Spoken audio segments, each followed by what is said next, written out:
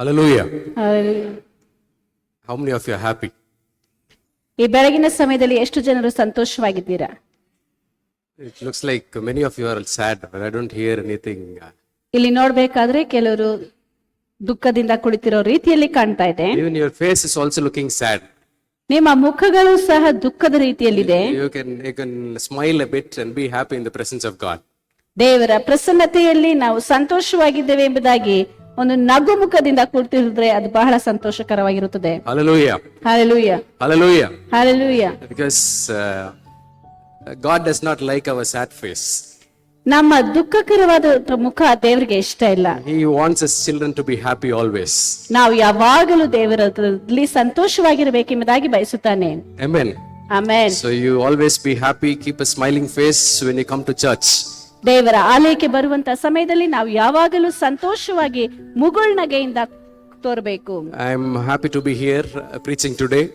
ಈ ಒಂದು ಸಮಯದಲ್ಲಿ ನಿಮ್ಮ ಮಧ್ಯದಲ್ಲಿ ಇದ್ದುಕೊಂಡು ದೇವರ ಸಂದೇಶವನ್ನು ಹಂಚಿಕೊಳ್ಳುವುದಕ್ಕೆ ಸಂತೋಷವುಳ್ಳವನಾಗಿದ್ದೇನೆ. And today I am going to talk on a very interesting topic. ಈ ಒಂದು ದಿನದಲ್ಲಿ ನಾನು ನಿಮ್ಮೊಂದಿಗೆ ಬಹಳ ವಿಶೇಷವಾದಂತ ಮತ್ತು ಆಸಕ್ತಿಯುಳ್ಳಂತ ಒಂದು ಶೀರ್ಷಿಕೆಯೊಂದಿಗೆ ನಿಮ್ಮೊಂದಿಗೆ ಮಾತಾಡಲು ಬಯಸುತ್ತೇನೆ. So this topic is something we usually use in our day-to-day life. ನಮ್ಮ ದಿನನಿತ್ಯ ಜೀವನದಲ್ಲಿ ನಾವು ಎಂದಿಗೂ ಯಾವಾಗಲೂ ಉಪಯೋಗಿಸುವಂತ ಒಂದು ಶೀರ್ಷಿಕೆ ಇದು. And it is called as excuses. ಇದರ ಶೀರ್ಷಿಕೆಯ ಹೆಸರು ಕುಂಟು ನೆಪಗಳು. And how many of you give excuses? ನಮ್ಮಲ್ಲಿ ಎಷ್ಟು ಜನ ನಾವು ಕುಂಟು ನೆಪ ಹೇಳ್ತೀವಿ? So you can just raise your hand.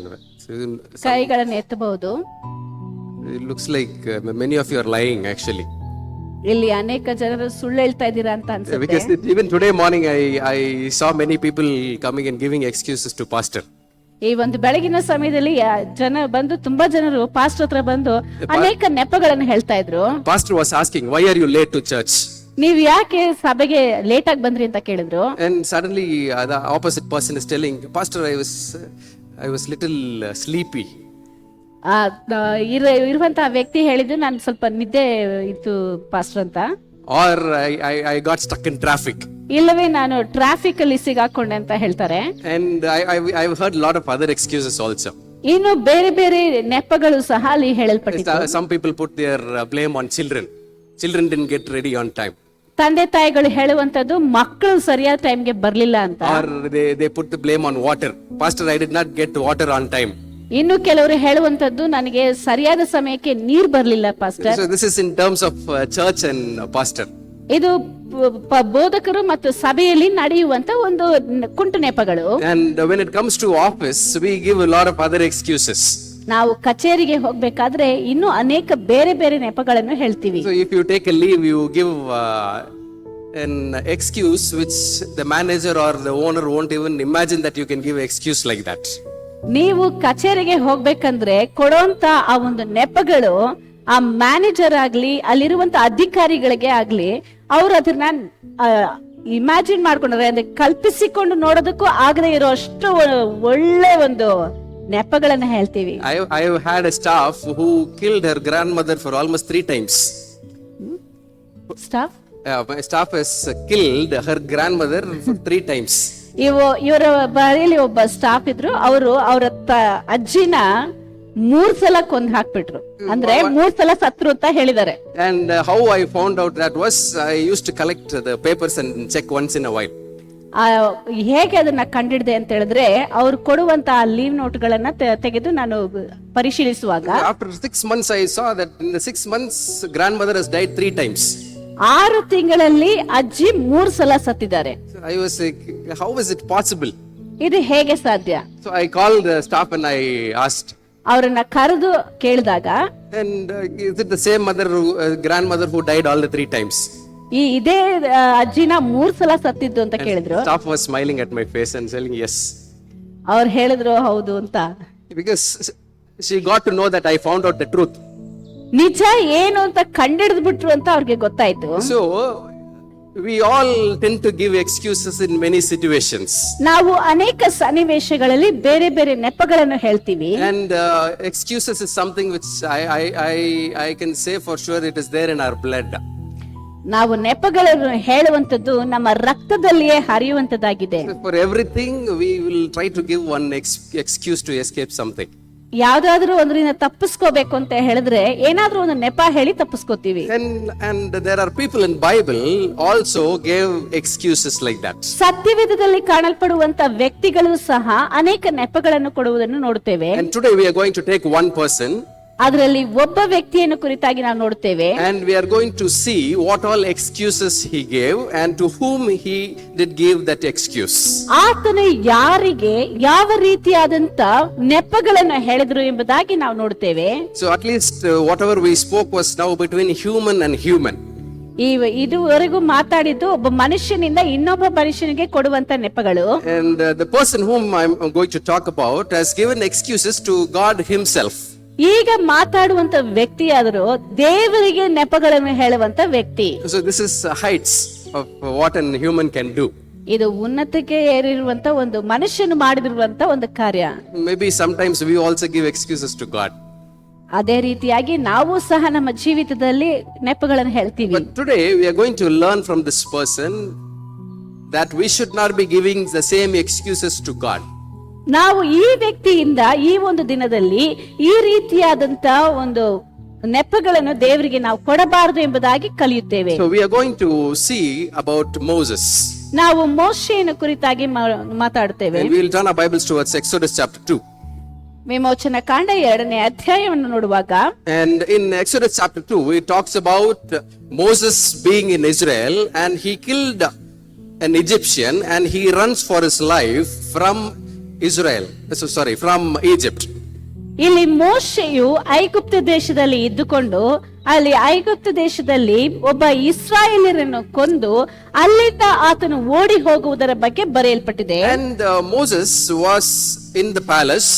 ಅಲ್ಲಿ ಮೋಶೆಯು ಅರಮನೆಯಲ್ಲಿದ್ದನು. And the beauty here is Moses did not give any excuses to the king or the Pharaoh. ಅಲ್ಲಿರುವಂತ ಫರೋಹನಿಗೆ ಯಾವುದೇ ನೆಪವನ್ನು ಅವನು ಹೇಳಲಿಲ್ಲ. He just ran off from that place. ಅವನು ಆ ಸ್ಥಳದಿಂದ ಓಡಿ ಹೋದನು. Because he for sure knows that the Pharaoh was not happy with what he did. ಆತನು ಮಾಡಿದಂತ ಆ ಒಂದು ಕೆಟ್ಟ ಕೆಲಸದಿಂದ ಫರೋಹನು ಸಂತೋಷವಾಗಿಲ್ಲ ಎಂಬುದಾಗಿ ಅವನಿಗೆ ಗೊತ್ತಾಯಿತು. Now he goes to Midian, he stays there. ಅವನು ಅಲ್ಲಿಂದ ಹೋಗಿ ಹೊರಗೆ ಜೀವನ ಮಾಡ್ತಾ ಇದ್ದಾನೆ. And from there he gets a call from God. ಆ ಒಂದು ಸ್ಥಳದಲ್ಲಿ ದೇವರಿಂದ ಆತನಿಗೆ ಕರೆಯು ಬರ್ತದೆ. Now God is calling Moses to go back to Egypt. ಈಗ ದೇವರು ಮೋಶೆಯನ್ನು ಕರೆದು ನೀನು ಐಗುಪ್ತಕ್ಕೆ ಹಿಂತಿರುಗಿ ಹೋಗು ಎಂಬುದಾಗಿ ಹೇಳ್ತಾನೆ. And Moses was like, now he is starting to give excuses to God himself.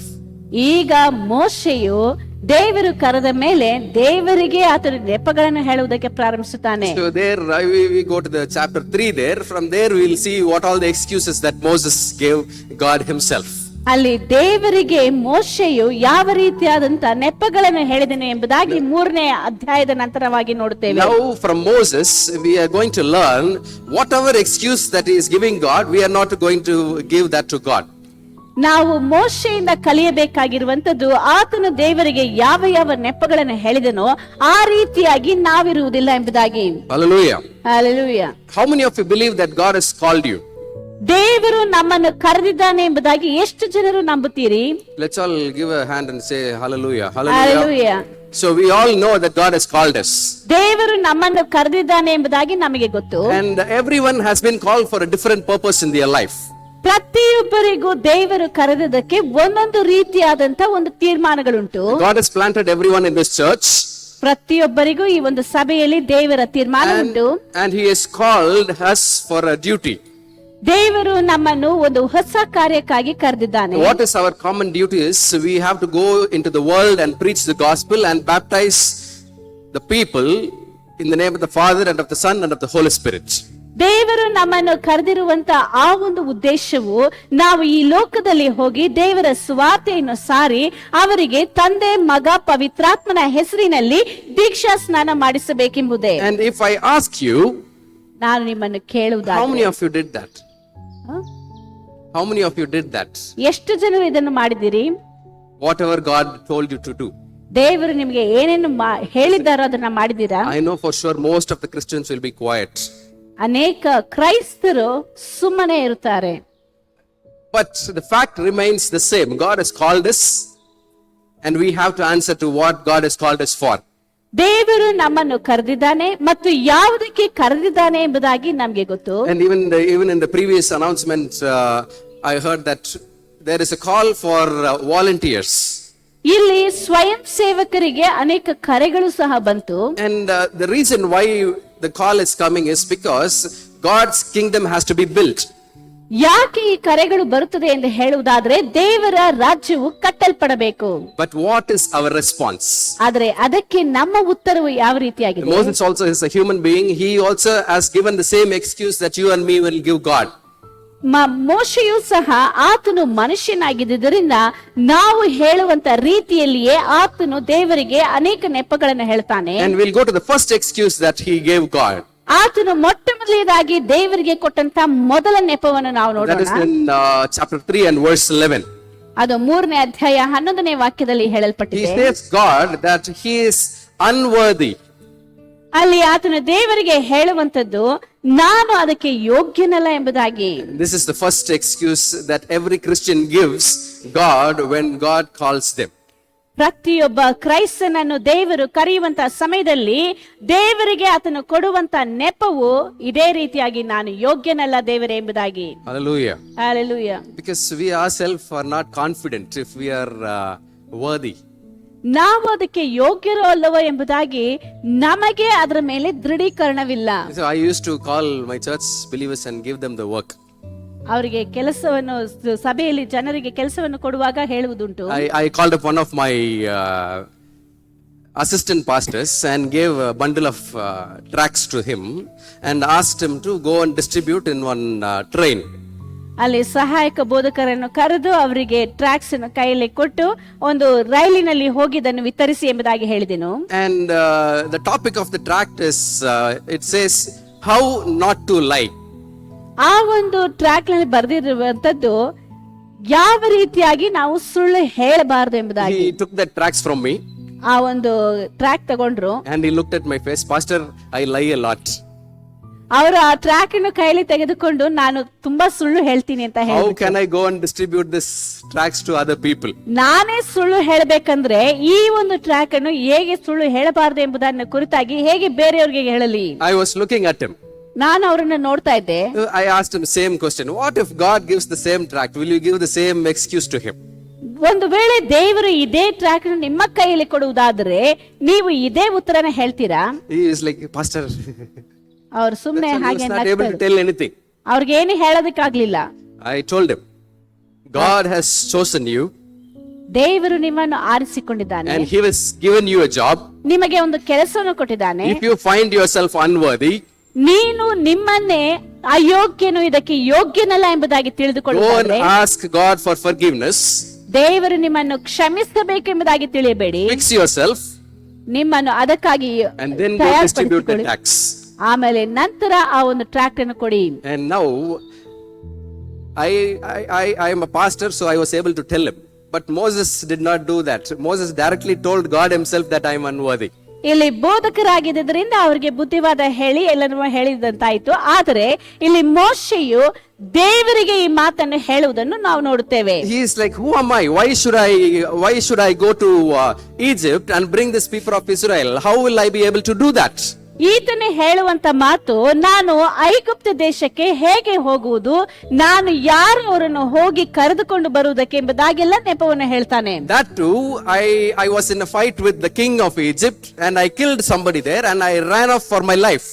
ನಾನು ಐಗುಪ್ತ ದೇಶದಲ್ಲಿ ಯಾರನ್ನು ಕೊಂದು ನನ್ನ ಪ್ರಾಣ ಉಳಿಸಿಕೊಳ್ಳುವುದಕ್ಕೋಸ್ಕರ ಅಲ್ಲಿಂದ ಓಡಿ ಬಂದಿದ್ದೇನೆ. But the children of God, I'm telling you, no matter what you did in your past, ನಿನ್ನ ಭೂತಕಾಲದಲ್ಲಿ ನಿನ್ನ ಜೀವಿತದಲ್ಲಿ ನೀನು ಏನು ಮಾಡಿದೆಯೋ ಅದನ್ನ ಕುರಿತಾಗಿ ಚಿಂತಿಸಬೇಡ. God forgives your sins. ನಿನ್ನ ಪಾಪಗಳನ್ನು ದೇವರು ತೊಳೆಯುತ್ತಾನೆ. And God has a plan for you. ದೇವರು ನಿನಗೊಂದು ಒಂದು ತೀರ್ಮಾನವನ್ನು ಇಟ್ಟಿದ್ದಾನೆ. And he is putting back into his plan what he has already planned for you. ದೇವರು ನಿನಗೋಸ್ಕರವಾಗಿ ಯಾವ ತೀರ್ಮಾನವನ್ನು ಇಟ್ಟಿದ್ದಾನೋ ಆ ತೀರ್ಮಾನದೆಡೆಗೆ ನಿನ್ನನ್ನು ನಡೆಸುವಾತನಾಗಿದ್ದಾನೆ. Hallelujah. Hallelujah. God did not leave Moses. ಮೋಶೆಯನ್ನು ದೇವರು ಬಿಟ್ಟು ಬಿಡಲಿಲ್ಲ. And after that, if you read from verse 12 to 15, after that from verse 11 to 15, God is answering for every question that Moses is asking. ಮೋಶೆಯು ದೇವರ ಬಳಿಯಲ್ಲಿ ಕೇಳಿದಂತ ಪ್ರತಿಯೊಂದು ಪ್ರಶ್ನೆಗೂ ಆ 3ನೇ ಅಧ್ಯಾಯ 11ನೇ ವಾಕ್ಯದ ನಂತರವಾಗಿ ದೇವರು ಉತ್ತರ ಕೊಡುವುದನ್ನು ನಾವು ನೋಡ್ತೇವೆ. If you read verse 12, 12ನೇ ವಾಕ್ಯವನ್ನು ಓದುವಾಗ, can somebody read that verse? 12ನೇ ವಾಕ್ಯವನ್ನು ಮಾತ್ರ ನಾವು ಓದೋಣ. ಅದಕ್ಕೆ ದೇವರು, ನಾನೇ ನಿನ್ನ ಸಂಗಡ ಇರುವೆನು ಮತ್ತು ನೀನು ನನ್ನ ಜನರನ್ನು ಐಗುಪ್ತ ದೇಶದಿಂದ ಹೊರಗೆ ತಂದಾಗ ನೀವು ಈ ಬೆಟ್ಟದಲ್ಲೇ ದೇವರನ್ನು ಆರಾಧಿಸುವಿರಿ. Hallelujah. Hallelujah. So he specifically tells, you don't have to worry about how worthy or unworthy you are. ನೀನು ಎಷ್ಟು ಯೋಗ್ಯನೋ ಅಯೋಗ್ಯನೋ ಎಂಬುದಾಗಿ ಅದನ್ನ ಕುರಿತಾಗಿ ಚಿಂತಿಸಬೇಡ. I am the one who has chosen you. ನಾನೇ ನಿನ್ನನ್ನು ಆರಿಸಿಕೊಂಡಿದ್ದೇನೆ. All that you have to do is accept and do what I am telling you. ನಾನು ಏನು ಹೇಳುತ್ತೇನೋ ಅದನ್ನು ಒಪ್ಪಿಕೊಂಡು ಅದೇ ರೀತಿಯಾಗಿ ನೀನು ಮಾಡಬೇಕು ಅಷ್ಟೇ. And God just asks Moses to just depend on him. ದೇವರು ಮೋಶೆಗೆ ಹೇಳಿದೆಲ್ಲ, ನೀನು ಬರೀ ನನ್ನನ್ನು ಆತುಕೊಳ್ಳಬೇಕು ಎಂಬುದಾಗಿ. You don't have to worry about anything else. ನೀನು ಯಾವುದನ್ನು ಕುರಿತಾಗಿ ಚಿಂತಿಸುವಂತ ಅವಶ್ಯಕತೆ ಇಲ್ಲ. You can write down the verses that I am saying. You can go home and read this. Isaiah chapter 41 and verse 10. ಯೆಶಾಯ 41ನೇ ಅಧ್ಯಾಯ 10ನೇ ವಾಕ್ಯವನ್ನು ಮನೆಯಲ್ಲಿ ಹೋಗಿ ಓದಿ ನೋಡಿ, ಬರೆದಿಟ್ಟುಕೊಳ್ಳಿ. And Zechariah chapter 4 and verse 6. ಜಕರ್ಯ 4ನೇ ಅಧ್ಯಾಯ 6ನೇ ವಾಕ್ಯ. And John chapter 15 verse 5. ಯೋಹಾನ 15ನೇ ಅಧ್ಯಾಯ 5ನೇ ವಾಕ್ಯ. All these verses says that you have to depend on God to accomplish what God has called you for. ಈ ಎಲ್ಲಾ ವಾಕ್ಯಗಳ ತಿರುಳು ದೇವರು ನಿಮ್ಮನ್ನು ಯಾವುದಕ್ಕಾಗಿ ಕರೆದಿದ್ದಾನೋ ಅದನ್ನು ನೆರವೇರಿಸುವುದಕ್ಕಾಗಿ ನೀವು ಆತನನ್ನು ಅವಲಂಬಿಸಬೇಕು, ಇಲ್ಲವೇ ಆತನ ಮೇಲೆ ಆತುಕೊಳ್ಳಬೇಕು ಎಂಬುದಾಗಿ ಹೇಳಲ್ಪಟ್ಟಿದೆ. Hallelujah. Hallelujah. So first excuse is I am unworthy. That is the excuse you are not supposed to give God. ನಾನು ಅದಕ್ಕೆ ಯೋಗ್ಯನಲ್ಲ ದೇವರೇ ಎಂಬುದಾಗಿ ಮೊಟ್ಟ ಮೊದಲನೇದಾಗಿ ನಾವು ದೇವರಿಗೆ ಕೊಡಬಾರದೇ ಇರುವಂತ ಒಂದು ನೆಪವಾಗಿದೆ. And next, he is not stopping there. He is going to the next excuse now. ಅವನು ಅಲ್ಲಿಗೆ ನಿಲ್ಲಿಸಿ ಬಿಡುವುದಿಲ್ಲ, ಇನ್ನು ಮುಂದಕ್ಕೆ ಹೋಗ್ತಾ ಇದ್ದಾನೆ. Sometimes we are very, stubborn, and we cannot do what God is asking us to do. ಕೆಲವು ವೇಳೆಗಳಲ್ಲಿ ನಾವು ಬಹಳ ಹಠಮಾರಿಯಾಗಿದ್ದು ದೇವರು ನಮಗೆ ಏನು ಹೇಳ್ತಾನೋ ಅದನ್ನು ಮಾಡುವುದಕ್ಕೆ ಇಷ್ಟಪಡುವುದಿಲ್ಲ. And the second excuse that he is giving is, ಆತನ ಎರಡನೆಯ ನೆಪ that is ಹೇಳುವಂತದ್ದು mentioned in verse 13. ಅದು Exodus chapter 3 verse 13. 3ನೇ ಅಧ್ಯಾಯ 13ನೇ ವಾಕ್ಯದಲ್ಲಿ ಹೇಳಲ್ಪಟ್ಟಿದೆ. And he is telling that what will people know about you or me? ಅಲ್ಲಿ ಆತನು ಹೇಳುವಂತ ಮಾತು, ನಿನ್ನ ಬಗ್ಗೆ ನನ್ನ ಬಗ್ಗೆ ಜನರಿಗೆ ಏನು ಗೊತ್ತು? He is telling that I am unknowing. I don't know anything. ನಾನು ತಿಳಿಯದವನು ಅರಿಯದವನು ಎಂಬುದಾಗಿ ಹೇಳ್ತಾನೆ. Which is the fact. ಅದು ನಿಜವೇ. But that is not an excuse that he can give God himself. ಆದರೆ ದೇವರಿಗೆ ಅವನು ಈ ರೀತಿಯಾದಂತ ನೆಪವನ್ನು ಹೇಳುವುದು ಅವಶ್ಯಕತೆ ಇಲ್ಲ. Because God knows about Moses very well. ಯಾಕೆಂದ್ರೆ ದೇವರಿಗೆ ಮೋಶೆ ಯಾರು ಎಂಬುದಾಗಿ ಚೆನ್ನಾಗಿ ಗೊತ್ತು. Even from his childhood he knows Moses. ಬಾಲ್ಯದಿಂದಲೂ ಮೋಶೆಯನ್ನು ಕುರಿತಾಗಿ ದೇವರಿಗೆ ಗೊತ್ತಿತ್ತು. But he is giving an excuse to God. God, I don't know anything. What will the people of Israel know about you? ಅಲ್ಲಿ ದೇವರಿಗೆ ಆತನು ಕೊಡುವಂತ ಒಂದು ನೆಪವು, ಇಸ್ರಾಯೇಲ್ ಜನರು ನಿನ್ನ ಬಗ್ಗೆ ಏನು ತಿಳಿದಿರುತ್ತಾರೆ? It's been so many years that they have been bondage, they would have forgotten you. ಇಷ್ಟೊಂದು ವರ್ಷಗಳವರೆಗೂ ಅವರು ಬಂಧನದಲ್ಲಿ ಇದ್ದುಕೊಂಡು ದಾಸರಾಗಿದ್ದಾರೆ, ಗುಲಾಮರಾಗಿದ್ದಾರೆ, ನಿನ್ನನ್ನು ಮರೆತಿರುತ್ತಾರೆ. And even they would have forgotten me because I am away there in the wilderness for almost 50 years. ನಾನು 50 ವರ್ಷಗಳವರೆಗೂ ಆ ಒಂದು ಜನರನ್ನು ಬಿಟ್ಟು ಅಡವಿಯಲ್ಲಿ ಅವಿತುಕೊಂಡಿದ್ದೇನೆ, ನನ್ನ ಬಗ್ಗೆ ಜನರಿಗೆ ಏನು ಗೊತ್ತಿರುತ್ತದೆ? So if I go and tell about you, ಈಗ ನಾನು ಅವರಿಗೆ ಹೋಗಿ ನಿನ್ನ ಬಗ್ಗೆ ಹೇಳುವುದಾದ್ರೆ they will reject me as well as you. ನನ್ನನ್ನು ಮತ್ತು ನಿನ್ನನ್ನು ತಿರಸ್ಕರಿಸುವರು. This is what he is trying to tell God. ಇದನ್ನೇ ದೇವರಿಗೆ ಆತನು ಹೇಳುವಂತ ಮಾತು. And sometimes if we have been asked to go do God's ministry, this is what we will do. ಕೆಲವು ವೇಳೆಗಳಲ್ಲಿ ದೇವರ ಸೇವೆಯನ್ನು ಮಾಡುವುದಕ್ಕಾಗಿ ದೇವರು ನಮ್ಮನ್ನು ಕರೆಯುವಂತ ಸಮಯದಲ್ಲಿ ನಾವು ಸಹ ಇದೇ ರೀತಿಯಾಗಿ ಉತ್ತರ ಕೊಡುತ್ತೇವೆ. Pastor, I don't know how to preach. Pastor, ನನಗೆ ದೇವರ ವಾಕ್ಯ ಹೇಗೆ ಸಾರೋದು ಅಂತ ಗೊತ್ತಿಲ್ಲ. Pastor, I don't know how they will react if I tell them about you. ನಿನ್ನ ಬಗ್ಗೆ ಹೇಳುವುದಾದರೆ ಜನರು ಅದಕ್ಕೆ ಹೇಗೆ ವರ್ತಿಸುತ್ತಾರೆ ಎಂಬುದಾಗಿ ನನಗೆ ಗೊತ್ತಿಲ್ಲ. And again God answers Moses here. ಮತ್ತೆ ದೇವರು ಮೋಶೆಗೆ ಉತ್ತರವನ್ನು ಕೊಡ್ತಾನೆ. And he is telling from verse 14 to verse 22, he is telling that I am the God. ಅಲ್ಲಿ 14ನೇ ವಾಕ್ಯದಿಂದ 22ನೇ ವಾಕ್ಯದವರೆಗೂ ಆತನು ಹೇಳುವಂತ ಮಾತು, ನಾನೇ ಇರುವಾತನೇ ಆಗಿದ್ದೇನೆ ಎಂಬುದಾಗಿ. And you go and tell this to the people of Israel. ಇದನ್ನು ನೀನು ಇಸ್ರಾಯೇಲ್ ಜನರಿಗೆ ಹೋಗಿ ತಿಳಿಸು, And they will know that I am. ನಾನೇ ಇರುವಾತನೇ ಎಂಬುದಾಗಿ ಅವರಿಗೆ ತಿಳಿಯುವುದು. And this is what he tells Moses. ಇದನ್ನೇ ಮೋಶೆಗೆ ದೇವರು ಹೇಳ್ತಾನೆ. God is not going to leave you also. ದೇವರು ನಿಮ್ಮನ್ನು ಬಿಟ್ಟು ಬಿಡುವುದಿಲ್ಲ. No matter what kind of excuses you give. ನೀವು ಯಾವುದೇ ನೆಪ ಹೇಳಿದ್ರು ನಿಮ್ಮನ್ನು ಬಿಡೋದಿಲ್ಲ. And God is not going to listen to all that. ದೇವರು ಅದನ್ನು ಕುರಿತಾಗಿ ಚಿಂತಿಸುವುದಿಲ್ಲ, ಕೇಳಿಸಿಕೊಳ್ಳುವುದಿಲ್ಲ. God says that I am. ದೇವರು ಹೇಳುವಾತನು ಇರುವಾತನೇ ಆಗಿದ್ದೇನೆ. And this is enough for you. ಇದು ನಿನಗೆ ಸಾಕು. And Moses is like again stuck. What excuse should I give God next? ಈಗ ಮೋಶೆಯು ನಂತರ ನಾನು ಇನ್ನೇನು ನೆಪ ಹೇಳೋದು ದೇವರಿಗೆ? He is like, I already told that I am unworthy. He is not listening. Now I told that I don't know anything about you, and he is not listening to that also. ನಾನು ದೇವ್ರಿಗೆ ಮೊದಲೇ ಹೇಳ್ದೆ, ದೇವ್ರೆ ಇದನ್ನೆಲ್ಲ ಮಾಡೋದಕ್ಕೆ ನಾನು ಯೋಗ್ಯನಲ್ಲ. ಆದ್ರೆ ದೇವ್ರು ಅದನ್ನಾನು ಕೇಳಲಿಲ್ಲ, ಅದಕ್ಕೂ ಒಂದು ಉತ್ತರ ಕೊಟ್ರು. ನಂತರ ನನಗೇನು ತಿಳಿಯೋದಿಲ್ಲ ದೇವ್ರೆ, ನಿನ್ನ ಬಗ್ಗೆನು ಜನರಿಗೆ ತಿಳಿಸೋಕ್ ಆಗೋದಿಲ್ಲ ಅಂತ ಹೇಳ್ದೆ, ಅದಕ್ಕೂ ದೇವ್ರು ಒಂದು ಉತ್ತರ ಕೊಟ್ಟಿದ್ದಾನೆ. ಈಗ ಏನ್ ಹೇಳೋದು? And God is like telling, this is me. ದೇವ್ರು ಹೇಳ್ತಾನೆ, I am real. I am present everywhere, and I am involved in everything, and I am powerful. He is explaining Moses everything about himself. ದೇವರು ತನ್ನನ್ನು ಕುರಿತಾಗಿ, ನಾನು ಎಲ್ಲಾ ಸ್ಥಳಗಳಲ್ಲಿಯೂ ಎಲ್ಲಾ ಕಡೆಗಳಲ್ಲಿಯೂ ಎಲ್ಲರ ಮಧ್ಯದಲ್ಲಿಯೂ ಎಲ್ಲಾ ಸಮಯಗಳಲ್ಲಿಯೂ ನಿಮ್ಮ ಮಧ್ಯದಲ್ಲಿ ಇದ್ದೇನೆ ಎಂಬುದಾಗಿ ಮೋಶೆಗೆ ದೇವರು ಹೇಳ್ತಾನೆ. And now Moses is looking. So now Moses knows about God. ಈಗ ಮೋಶೆಗೆ ದೇವರ ಬಗ್ಗೆ ಗೊತ್ತಾಯ್ತು. And very clearly God explains about him to Moses. ಈಗ ದೇವರು ತನ್ನನ್ನು ಕುರಿತಾಗಿ ಮೋಶೆಗೆ ಸ್ಪಷ್ಟವಾಗಿ ತಿಳಿಸುತ್ತಾನೆ. And apart from that, he is giving a live demonstration about him. ಅದು ಮಾತ್ರವಲ್ಲದೆ ಆತನ ಮುಂದೆ ಆತನು ಒಂದು ನಿರೂಪಣೆಯನ್ನು ಇಡುತ್ತಾನೆ. And now it is getting serious. ಈಗ ಇದು ಬಹಳ ಸೀರಿಯಸ್ ಆಗಿದೆ. Because God is talking to Moses from a burning bush. ಯಾಕೆಂದರೆ ದೇವರು ಆ ಒಂದು ಮುಳ್ಳಿನ ಪೊದೆಯಿಂದ ಮಾತಾಡುತ್ತಾನೆ. And the sound is coming from a fire. ಆ ಒಂದು ಬೆಂಕಿಯಿಂದ ಶಬ್ದವು ಬರ್ತಾ ಇದೆ. And God is asking Moses, is it not more than enough for you to understand that I am the one who is calling you? ನಿನ್ನನ್ನು ಕರೆಯುವಾತನು ನಾನೇ ಎಂಬುದಾಗಿ ತಿಳಿಸುವುದಕ್ಕೆ ಈ ಒಂದು ಘಟನೆಯ ನಿರೂಪಣೆಯು ನಿನಗೆ ಸಾಲದೆ? Moses is like, yes, still I wanted to give you excuse. ಆದ್ರೆ ಮೋಶೆಯು, ಇನ್ನು ನಾನು ನಿಮಗೆ ಅನೇಕ ನೆಪಗಳನ್ನು ಕೊಡಲು ಬಯಸುತ್ತೇನೆ. And God would have been like, what is this fellow trying to do? ಆಗ ದೇವರು ಈ ವ್ಯಕ್ತಿ ಏನ್ ಮಾಡ್ತಾ ಇದ್ದಾನೋ? And he didn't stop there. He is giving one more excuse. ಈಗ ಮತ್ತೆ ಇನ್ನೊಂದು ನೆಪ ಹೇಳ್ತಾನೆ. He is telling that I am unauthorized. ಆತನೇ ಹೇಳುವಂತ ಮಾತು, ಇದನ್ನೆಲ್ಲ ಮಾಡುವುದಕ್ಕೆ ನನಗೆ ಅಧಿಕೃತನಲ್ಲ, ನಾನು ಅನಧಿಕೃತನು. Now the 3rd chapter is over. He is going to 4th chapter. ಈಗ 3ನೇ ಅಧ್ಯಾಯ ಮುಗಿಯಿತು, 4ನೇ ಅಧ್ಯಾಯಕ್ಕೆ ಹೋಗುತ್ತೇವೆ. Verse 1 he is telling. ಆತನ ಏನ್ ಹೇಳ್ತಾನೆ? He is telling that they will not believe me. ಅವರು ನನ್ನನ್ನು ನಂಬುವುದಿಲ್ಲ. They will not hear my voice. ನನ್ನ ಶಬ್ದವನ್ನು ಅವರು ಕೇಳಿಸಿಕೊಳ್ಳುವುದಿಲ್ಲ. Unless God appears before them. ದೇವರು ಅವರ ಮುಂದೆ ಕಾಣಿಸಿಕೊಳ್ಳದ ಹೊರತು ಅವರು ನಂಬುವುದಿಲ್ಲ. So now he is giving the authority as an excuse for not doing what God has called him for.